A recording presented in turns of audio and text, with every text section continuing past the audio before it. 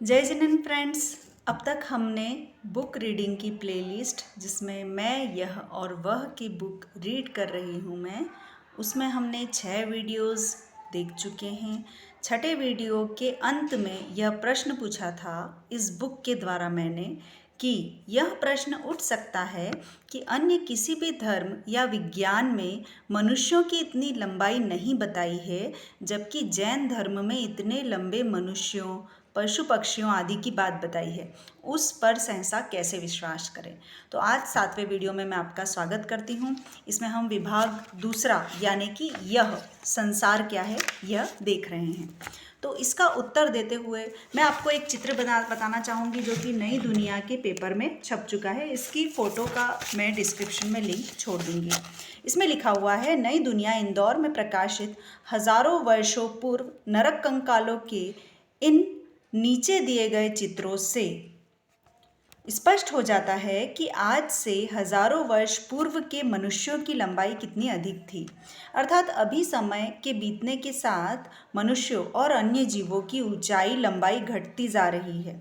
अर्थात मनुष्यों की लंबाई लगभग 2 फीट से लगातार 3 कोस तक असंख्य वर्षों में क्रमशः बढ़ती और घटती रहती है।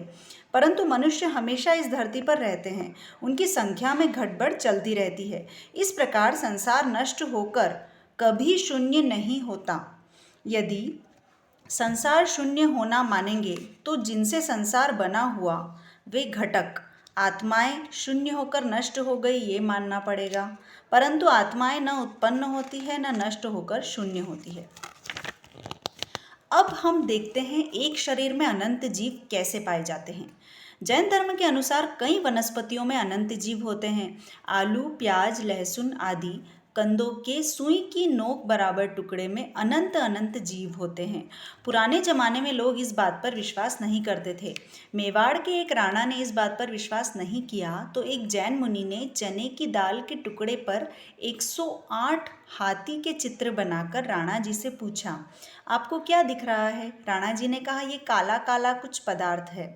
राणा जी को उत्तल लेंस बिल्लोरी कांच से बताया गया। राणा जी आश्चर्य से हाथी गिनने लगे। उन्हें समझाया गया कि जब मनुष्य भी इतनी छोटी सी जगह में हाथी के 108 चित्र बना सकता है तो प्रकृति में तो अनेक खूबियां हैं। सुई की नोक के बराबर के जमीकंद में अनंत जीव क्यों नहीं हो सकते? राणा जी मान गए। और आज तो पेन ड्राइव का ज़माना है। छोटे से पेन ड्राइव में सैकड़ों पुस्तकें समा सकती है। उन सैकड़ों पुस्तकों में हजारों पेज और करोड़ों अरबों अक्षर समाये हैं। आज यह आश्चर्य भरी बात नहीं लगती, परंतु यह तो बात आश्चर्य भरी ही है कि हजारों वर्ष पूर्व बिना यंत्र के सुई की नोक के बराबर जमीकंद में अनंत जीव देख लेने की क्षमता वालों का ज्ञान कितना अद्भुत होगा। अब हम जानते हैं संसार को कौन चलाता है। इस प्रश्न का उत्तर, जैन धर्म के अनुसार संसार में 2 घटक मुख्य हैं, आत्मा और जड़ पदार्थ। आत्माएं जैसे अच्छे या बुरे कर्म करती है उनके अनुसार फल उन्हें मिलता है। अत्यंत पाप फल भोगने के लिए नरक है और विशिष्ट पुण्यों के फल भोगने के स्थान देवलोक या स्वर्ग हैं। जीव या आत्माएं शाश्वत है, उनका अस्तित्व पृथक पृथक और स्वतंत्र है। ये अनंत आत्माएं अनादि से लगातार शुभ और अशुभ कर्म किए जा रही है, अतः उनका फल भोगने के लिए वे लगातार एक योनि से दूसरी योनि में अर्थात नरक से लगाकर देव तक की 84 लाख योनि में जन्म मरण कर रही है।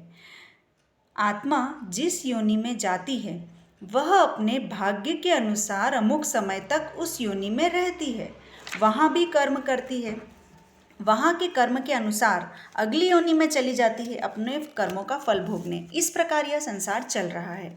आत्माओं के अपने अपने कर्मों के अनुसार अपने आप ही सूर्य, चंद्र आदि आकाशीय पिंड अपने लोक स्वभाव से हमेशा से गति कर रहे हैं। इन सबके परिभ्रमण से काल परिवर्तन, पदार्थ की अवस्था में परिवर्तन होता है। इस संसार में कुछ स्थानीय क्रियाएं भी होती है, जैसे भूकंप आना, अल्पवृष्टि, अतिवृष्टि, प्लेग, सार्स, स्वाइन फ्लू, कोविड-19, महामारी आदि। ये और ऐसे कई परिवर्तन काल के दुष्प्रभाव के साथ साथ मनुष्यों की गलतियों से होते हैं, परंतु बहुत सीमित क्षेत्र में कुछ लाख वर्ग किलोमीटर में होते हैं, जबकि संसार बहुत बड़ा है। इसमें मेरु आदि विशाल पर्वत, देवलोकों के आवास, नारकों के आवास आदि रचनाएं शाश्वत है, बस उनमें जीवों का आवागमन चलता रहता है। और इस प्रकार यह संसार कुछ तो अपने आप और कुछ जीवों के अपने अपने कर्मों से चल रहा है। तो ऐसे संसार चलता है। अब हम जानते हैं कि जैन धर्म क्या नास्तिक है। संसार में जो पदार्थ है उसके लिए अस्ति पद का प्रयोग किया जाता है। उस पदार्थ के अस्ति यानी होने का भाव उसका अस्तित्व कहा जाता है। जिस पदार्थ का अस्तित्व है उसके अस्तित्व को मानने वाला आस्तिक कहा जाता है। यह पहले विचार किया जा चुका है कि संसार दो पदार्थों, जीव यानी कि आत्मा या चैतन्य और जड़ से बना है। संसार दो पदार्थों से बना है, जीव और जड़। जीव या आत्मा हमेशा से है और जीव के जीने का साधन जड़ भी हमेशा से है, मात्र इनमें बाह्य परिवर्तन चलता रहता है। जीव अपने ही कर्मों के सुख दुख रूप फल भोगता आया है, उसे कोई अन्य सुखी या दुखी नहीं करता। इस प्रकार संसार चल रहा है। किसी अपेक्षा से जीव के दो प्रकार हैं, कर्मबद्ध अर्थात जन्म जरा मरण के दुख भोगते हुए जीवात्मा और कर्म मुक्त या मोक्ष प्राप्त जीवात्मा। सरल शब्दों में कहें तो संसारी जीव और मुक्त जीव। दूसरे प्रकार के जीव सर्वज्ञ हैं, ज्ञाता हैं, दृष्टा हैं। वे संसार के कार्य में हस्तक्षेप नहीं करते। जैन दृष्टि से वे ईश्वर हैं, यानी ईश्वर कोई डिस्टर्बेंस नहीं करते हैं संसार के कार्यों में। जैन धर्म ईश्वर को संसार के प्रपंचों से मुक्त, संसार के कार्यों से उदासीन, निरपेक्ष मानता है। ईश्वर को संसार का उत्पादक संचालक नहीं मानता। यदि यह कहें कि ईश्वर आदि को संसार का निर्माता, संसार कार्य में हस्तक्षेप करने वाला माने तो आस्तिक, और ऐसा न माने तो नास्तिक, तो यह परिभाषा बराबर नहीं बैठेगी। संसार में अनेक धर्म हैं और अधिकांश धर्म किसी शक्ति विशेष को संसार का रचयिता, संचालक आदि मानते हैं। उस शक्ति विशेष परमात्मा को अलग अलग नाम से पुकारते हैं, परंतु उनमें परस्पर मान्यता बहुत है, भेद बहुत है।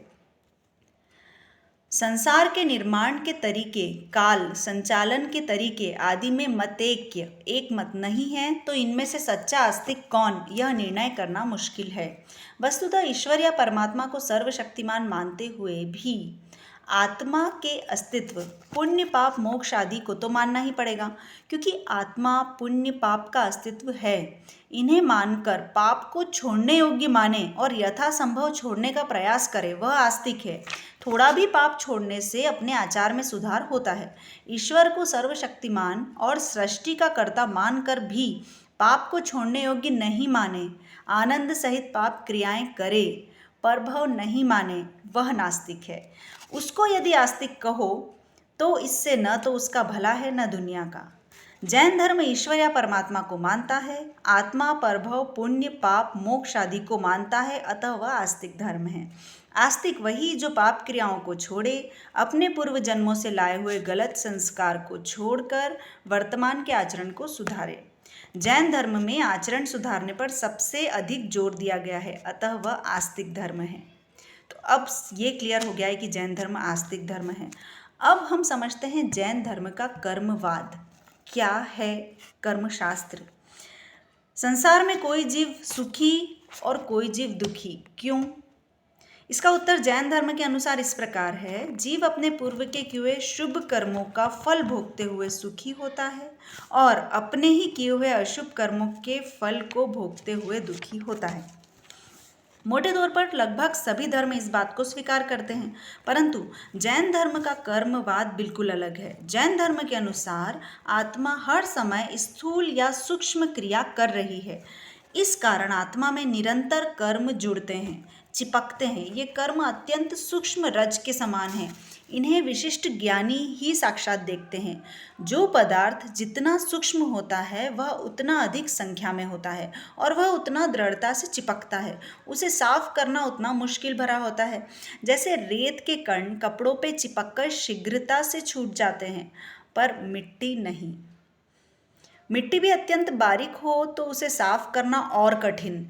चापड़े की रोटी से आटे की रोटी और आटे की रोटी से मैदे की रोटी आंतों में ज़्यादा चिपकती है। ये व्यवहार के उदाहरण मात्र समझाने के लिए हैं। मैदे का एक कण अनंत कर्म धूल से भी अनंत गुना बड़ा होता है। इस प्रकार कर्मरज यानी कि कर्म धूल की सूक्ष्मता का अनुमान लगाया जा सकता है।